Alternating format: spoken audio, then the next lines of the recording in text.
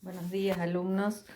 Mi nombre es Laura Vincenti, soy profesora adjunta de la Cátedra de Fisiología Humana en la carrera de Medicina de la Universidad Nacional de La Rioja, y este año vamos a empezar a interactuar a través de esta vía de manera virtual, de manera que trataremos de estar conectados y poder proporcionarles toda la información que ustedes necesiten para acceder a los contenidos de Fisiología Humana.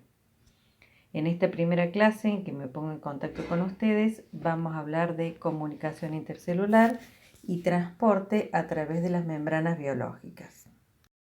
Si consideramos los seres más primitivos, es decir, aquellos que son unicelulares, como un protozoo, una alga, un hongo o una bacteria, justamente estos seres, por estar constituidos por una sola célula, tienen la capacidad de cumplir con numerosas actividades, como son la captación de estímulos, el procesamiento de información, la reproducción, la obtención de alimentos, su aprovechamiento y la eliminación de residuos, además de llevar a cabo intercambio energético con el medio que los rodea, etc.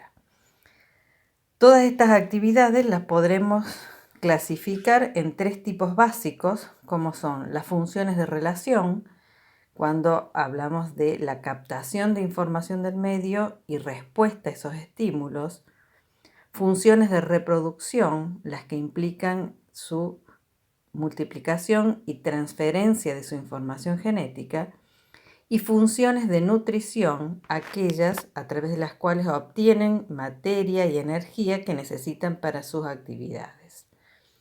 A modo de ejemplo, podemos tener en cuenta que en este tipo de organismos existe un tipo de reproducción asexual que a su vez se puede llevar a cabo de diferentes maneras. Por ejemplo, la escisión, bipartición o división simple es aquel tipo de reproducción asexual en la cual una célula madre se divide en dos células hijas idénticas a la que les da origen. Este tipo de reproducción asexual es la modalidad más común y está presente, por ejemplo, en las bacterias. Otro tipo de reproducción asexual es la gemación, en la cual a partir de una célula madre se producen brotes o yemas que se desprenden de esa célula y luego dan origen a células también idénticas a la progenitora. Por ejemplo, esto ocurre en las levaduras. Y un tercer ejemplo es la esporulación, que ocurre en algunos tipos de organismos, como por ejemplo en los protozoos, donde el núcleo de la célula madre se divide en numerosos núcleos dentro de esa misma célula, que luego son expulsados al exterior y dan origen a células idénticas a la madre o progenitora. Sin embargo, ¿qué ocurre si pensamos en un organismo multicelular, como es el cuerpo humano, donde tenemos innumerable cantidad o variedad de células que cumplen distintas funciones? Como podemos ver en este esquema, tenemos células que van desde las células germinales, como el espermatozoide o el ovocito, que tienen una carga genética haploide, hasta todo el resto de las células somáticas con carga genética diploide, como puede ser una célula del riñón especializada en la absorción o secreción de sustancias, una célula del hueso que se especializa en darle forma y mantener la estructura de un organismo, células de la piel que actúan como una barrera para limitar la entrada o salida de sustancias desde el organismo, desde el medio interno al medio externo, etc. Todas estas células con funciones tan diferentes, es decir, que a partir de una única célula, como es el huevo fecundado, luego se diferencian en todos estos tipos de tejidos diferentes, necesitan cumplir funciones también diferentes en el organismo y por lo tanto para eso necesitan estar permanentemente comunicadas. Si consideramos un organismo humano, tenemos que tener en cuenta que este está constituido por aproximadamente 75 billones de células. Esto implica una tarea abrumadora para todas estas células que no solo deben cumplir su función específica, sino que además deben estar constantemente en contacto o en comunicación con las otras células de los otros tejidos, órganos y sistemas. Sorprendentemente, a pesar de esta complejidad de la que estamos hablando, existen solamente dos tipos de lenguajes o vías por las cuales las células de un organismo pueden comunicarse entre ellas, esto que llamamos comunicación intercelular, y esas dos vías a las que nos referimos son la vía química y la vía eléctrica. A su vez, estas dos vías se caracterizan por ser: la vía química es lenta, difusa y perdurable. ¿Qué significa esto?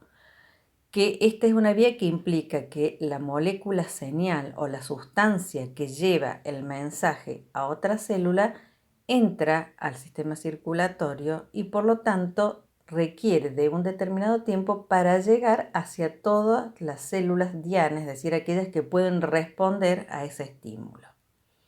Es difusa justamente por esto, porque al entrar al sistema circulatorio se difunde por todo el organismo, no va dirigida a un punto específico.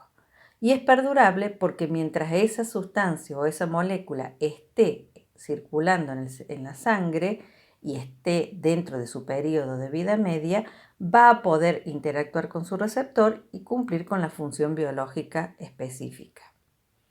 En cambio, si pensamos en la comunicación eléctrica, esta es rápida, focalizada y efímera.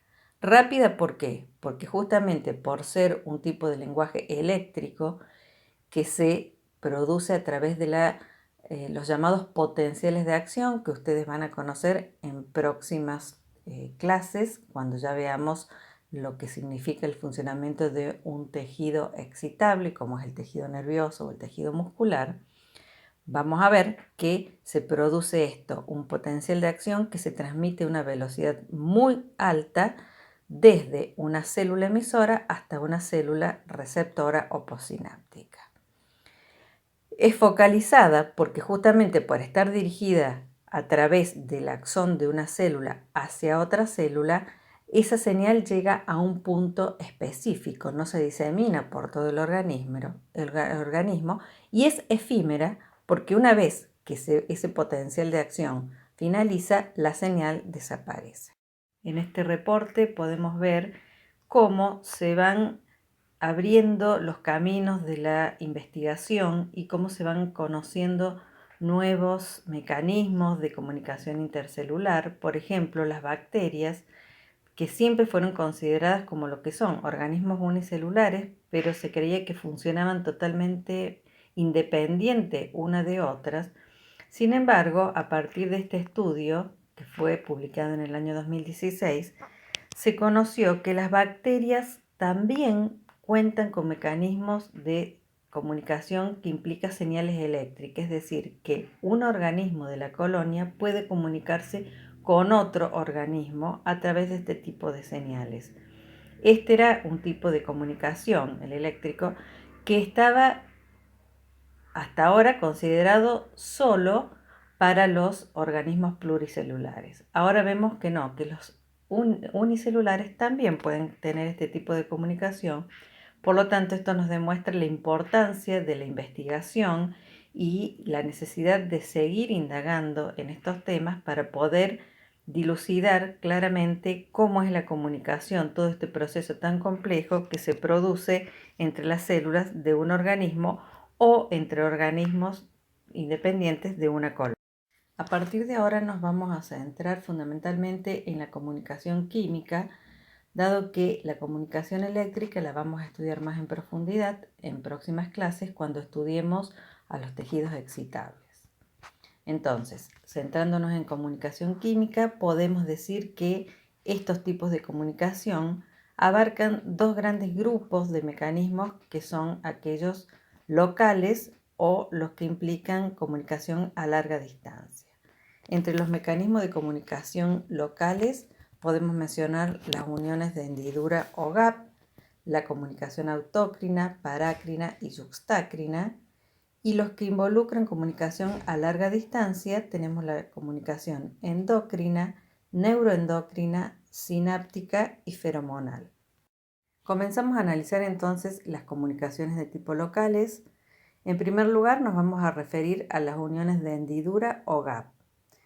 Son un tipo de comunicación que permite el pasaje de señales, tanto químicas como eléctricas, entre células vecinas a través de unas estructuras llamadas conexones. Esta es la forma más simple de comunicación entre células y es la única forma de comunicación en donde las señales eléctricas pueden pasar directamente de una célula a la otra. Cuando las uniones están abiertas, el tejido funciona como un sinsitio, es decir, como una unidad.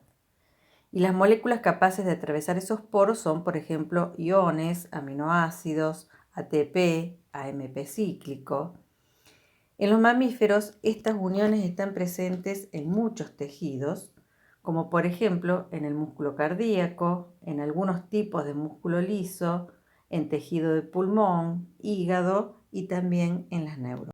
Otro tipo de comunicación local es la llamada autócrina, donde la molécula liberada, es decir, el ligando o la molécula señal, actúa sobre receptores de la misma célula que la produce, es decir, la célula secretora es a su vez la receptora de esa señal. ¿Para qué es importante este tipo de comunicación? Porque esto permite una autorregulación de la secreción de sustancias. Por ejemplo, la noradrenalina, que es liberada en terminaciones sinápticas, actúa sobre receptores de la membrana presináptica, es decir, de la célula secretora, inhibiendo la liberación de más neurotransmisor. Es decir, que una célula que está secretando una determinada sustancia, cuando sus receptores detectan en el medio un exceso de esa sustancia, pueden regularse o autorregularse y limitar o inhibir la propia secreción. En la comunicación parácrina, el ligando puede actuar en células vecinas, pero sin necesidad de penetrar al torrente sanguíneo. Es decir, que la célula secretora o célula señal secreta la molécula señal al espacio intersticial y este puede interactuar con un receptor específico que está presente en una célula vecina, que es la llamada célula diana.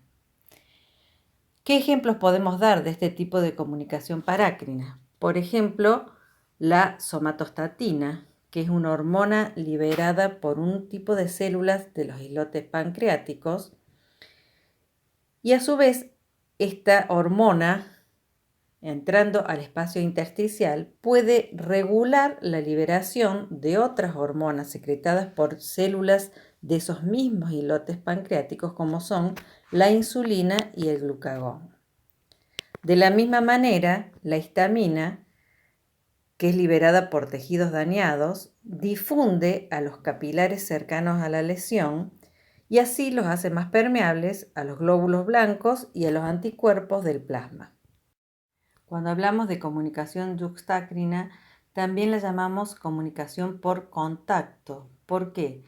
Porque en este caso el ligando, es decir, la molécula señal, está secretado por una célula, pero permanece unido a su membrana y además interactúa con un receptor que está unido a la membrana de una célula vecina. Por eso se llama por contacto, porque necesitamos que las dos células estén en contacto entre sí para que se pueda producir esta interacción ligando-receptor y así se pueda transmitir la señal. Este tipo de comunicación está presente, por ejemplo, en el sistema inmune o en ciertos tejidos durante el desarrollo embrionario. Entre los sistemas de comunicación a distancia vamos a hablar ahora de comunicación endocrina y neuroendocrina. El sistema endocrino se comunica utilizando hormonas, que son señales químicas secretadas en la sangre y distribuidas así en todo el organismo mediante la circulación. Por supuesto que las hormonas entran en contacto con la mayoría de las células del organismo, pero solo van a actuar en aquellas células que posean receptores específicos para esa hormona y son las que llamamos células blanco o células diana. Acá tenemos que hacer una salvedad respecto a lo que dijimos hace un rato del sistema nervioso cuando mencionamos que utiliza como modo de comunicación el lenguaje eléctrico. Si bien eso es cierto, también tenemos que decir que el sistema nervioso utiliza una combinación de señales tanto químicas como eléctricas para comunicarse a distancia. Una señal eléctrica viaja a lo largo de la célula nerviosa, que es una neurona, hasta que alcanza el mismo extremo de la célula, a donde se traduce en una señal química al secretar una sustancia señal. Las señales químicas secretadas por las neuronas se llaman entonces moléculas neuroendocrinas. Pero según la función que cumplen esas moléculas neuroendocrinas, la podemos clasificar en neurotransmisor, neuromodulador o neurohormona. Si una molécula neuroendocrina difunde desde la neurona a través de un espacio extracelular estrecho hasta una célula diana y tiene un efecto de inicio rápido, se denomina neurotransmisor, y esto es lo que vamos a estudiar cuando veamos tejidos excitables y vamos a estudiar específicamente lo que es la sinapsis. En cambio, cuando una molécula neuroendocrina actúa más lentamente como una señal autócrina o parácrina, en este caso se denomina neuromodulador. Y cuando una molécula neuroendocrina difunde en la sangre para distribuirse en todo el cuerpo, entonces en este caso se denomina neurohormona. Las similitudes entre las neurohormonas y las hormonas clásicas secretadas por el sistema endocrino tienden un puente en la brecha entre los sistemas nervioso y endocrino, lo que las convierte en un continuo funcional más que en dos sistemas distintos. Es decir, que el sistema endocrino y el sistema nervioso están estrechamente relacionados en lo que se refiere a la regulación de todas las funciones del organismo, y esto lo vamos a ir viendo progresivamente a medida que estudiemos los distintos sistemas a lo largo del curso de fisiología. En esta diapositiva tenemos un ejemplo de comunicación neuroendocrina. Lo que estamos viendo es una representación gráfica de los ejes endocrinos constituidos por el hipotálamo, la adenohipófisis y luego ya sea glándulas secretoras o bien tejidos del organismo que son blancos de las hormonas liberadas por adenohipófisis. En este caso, el hipotálamo, que es una estructura correspondiente al sistema nervioso central, es decir, que está constituido por neuronas, tiene la capacidad de sintetizar y liberar hormonas, ya sea estimuladoras, como son las que están representadas en verde, GnRH, GHRH, TRH, PRH y CRH, o inhibidoras como somatostatina, SS, o PIH, hormona inhibidora de la prolactina. Todas estas hormonas hipotalámicas actúan a nivel de la adenohipófisis, ya sea estimulando o inhibiendo la síntesis de otras hormonas que van a actuar en los tejidos diana. Entonces, por ser el hipotálamo una estructura nerviosa, las sustancias liberadas por esas células que son neuronas se llaman neurohormonas. Entre las comunicaciones a distancia tenemos la comunicación sináptica o nerviosa, que ya dijimos que utiliza una combinación de señales eléctricas y químicas. En este caso tenemos las células presinápticas representadas con núcleos en color marrón, que son aquellas que a través de una señal eléctrica van a mandar un mensaje a lo largo de su axón, y una vez que esa señal llega al extremo o al botón axonal, allí se produce la liberación de una sustancia que es el neurotransmisor, que es liberado al espacio sináptico, y este neurotransmisor va a interactuar con un receptor en la célula postsináptica, representada acá con núcleo azul. Esa célula postsináptica puede ser otra neurona o puede ser una célula muscular o una célula de una glándula endocrina, es decir, que va a ser el efector que va a producir la respuesta biológica correspondiente. En este esquema tenemos representado más en detalle cómo se produce la sinapsis. Tenemos las célula presináptica con el botón axonal, donde están acumuladas las vesículas que contienen el neurotransmisor. Cuando esa célula presináptica es estimulada, se produce el potencial de acción en su membrana. Cuando llega al final de ese botón sináptico, entonces se produce la liberación del contenido de esas vesículas que ingresan al espacio intersináptico y ahí interactúan con los receptores que están en la dendrita de la neurona postsináptica. Eso es lo que se llama entonces sinapsis o comunicación nerviosa.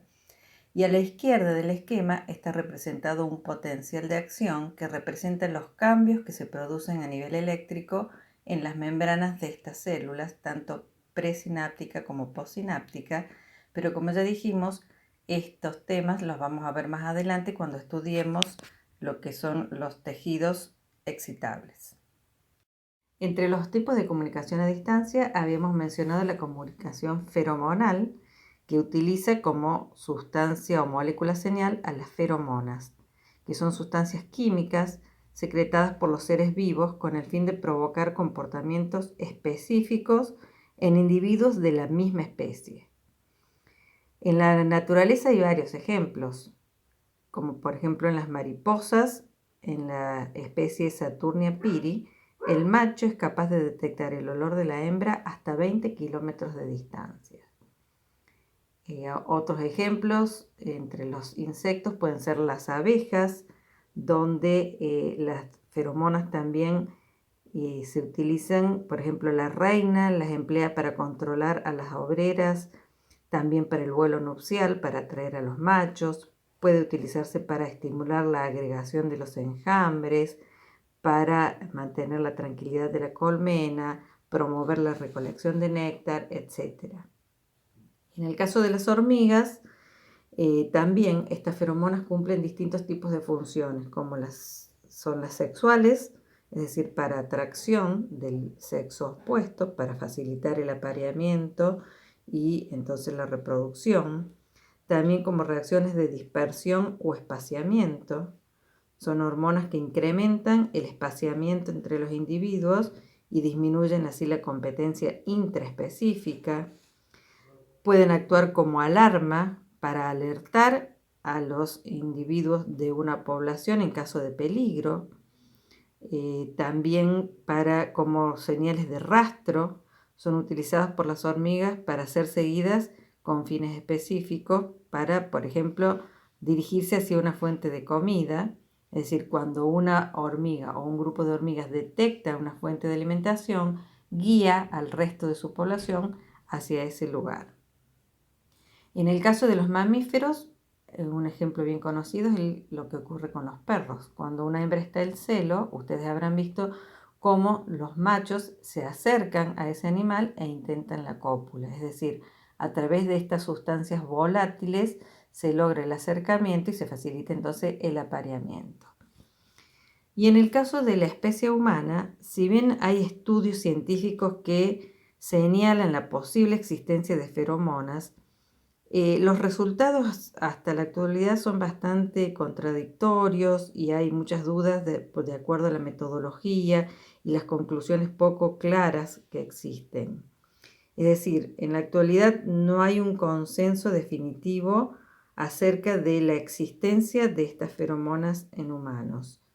Se cree que sí existen, pero no se conoce exactamente todavía el funcionamiento de este tipo de moléculas.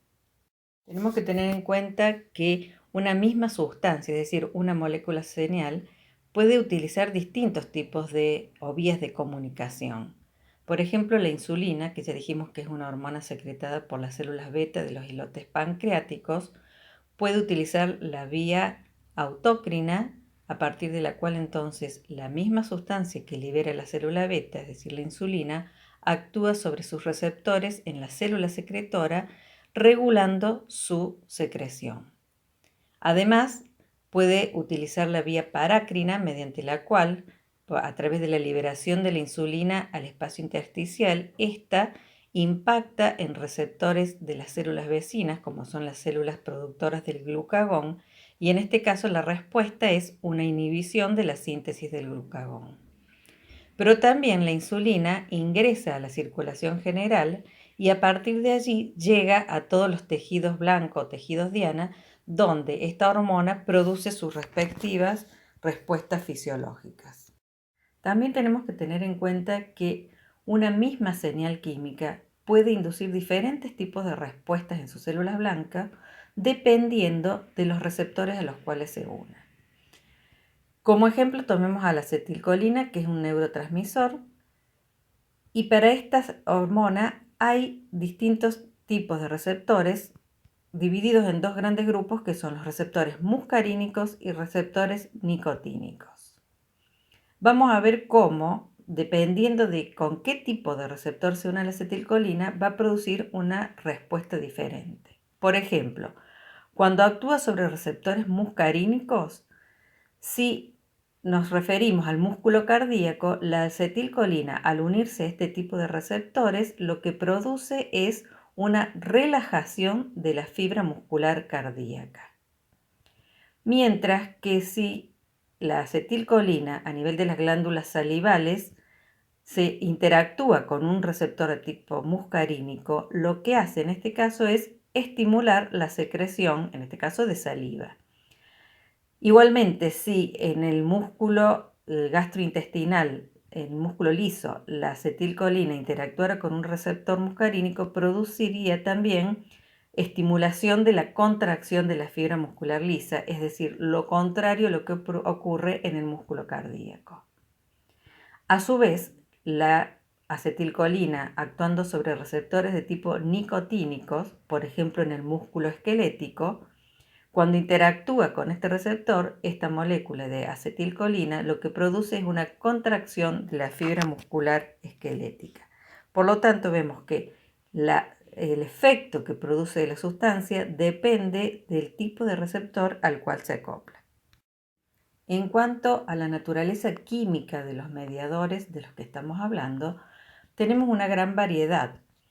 Por ejemplo, tenemos mediadores químicos de tipos esteroideos, como son todas aquellas hormonas que derivan del colesterol. Entre ellos podemos nombrar la corticosterona, el cortisol, la progesterona, la testosterona, la estrona, etc., que tienen un mismo precursor común, pero dependiendo de las dobles ligaduras, los grupos cetónicos, hidroxilos, etcétera, que se unen a esa molécula, van a adquirir una forma específica y le van a conferir también una actividad o una función específica.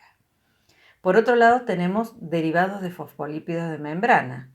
Como ejemplo, tenemos el ácido araquidónico, que a partir de la acción de la fosfolipasa 2 sobre estos fosfolípidos de membrana, se produce el ácido araquidónico y luego actúan sobre esta molécula enzimas como puede ser la ciclooxigenasa, que va a dar como producto final prostaglandinas o tromboxano A2, por ejemplo. Si en cambio actúa sobre el ácido araquidónico una lipooxigenasa, el producto final va a ser un leucotrieno, pero tanto prostaglandinas como tromboxanos y leucotrienos van a producir funciones biológicas, es decir, son moléculas de señal derivados de fosfolípidos de membrana. Otro ejemplo son los derivados de aminoácidos, como por ejemplo las hormonas tiroideas, que derivan de un aminoácido llamado tirosina, que sufre modificaciones por adición de iodo o por unión de moléculas menores que se van ensamblando y dan como resultado las hormonas tiroideas. Otros tipos de mediadores químicos o moléculas señales son las proteínas y péptidos. Y estos se clasifican según la cantidad de aminoácidos que se unen en péptidos, polipéptidos o proteínas. Y como ejemplo de ellos tenemos la insulina, la FSH, la LH, las endorfinas, el péptido intestinal vasoactivo, etc. También pueden funcionar como mediadores químicos ciertos gases como son el óxido nítrico y el monóxido de carbono, que más adelante vamos a ver cuál es su mecanismo de acción y qué efectos produce en el organismo. Y otro tipo de mediadores químicos son las aminas, que son moléculas derivadas de un aminoácido llamado tirosina, que va sufriendo transformaciones por acción de diferentes enzimas, transformándose en dopamina, noradrenalina, adrenalinas, etc., cuya función vamos a ir conociendo a medida que transcurra el curso de la cátedra de fisiología.